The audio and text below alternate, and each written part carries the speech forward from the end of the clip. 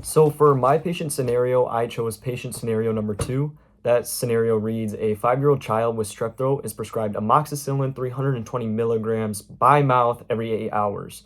The pharmacy provides a dry powder requiring reconstitution, ultimately adding 85 milliliters of water to yield a 100 milliliters of suspension at 400 milligrams per 5 milliliters. We are looking strictly at how many milliliters per dose we will administer. So there's a lot of unnecessary information in this problem. We don't need to worry about that it's every 8 hours, and we also don't really need to worry about anything about reconstitution. So when doing my calculations, I use the dimensional analysis strategy.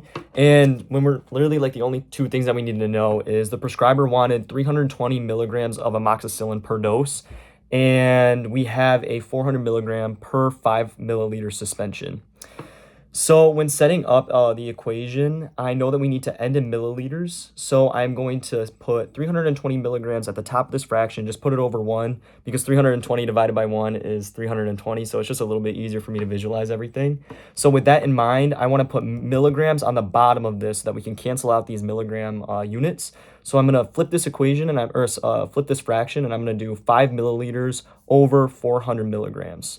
So once we have this set up, we really just have to multiply it out. So I'm just going to do 320 times 5, and that is going to equal 1600. And then we're going to do 1 times 400, and that's just going to equal 400. So the fraction that we're left with is 1600 over 400. And once divided out, that is going to end you with 4 milliliters per dose.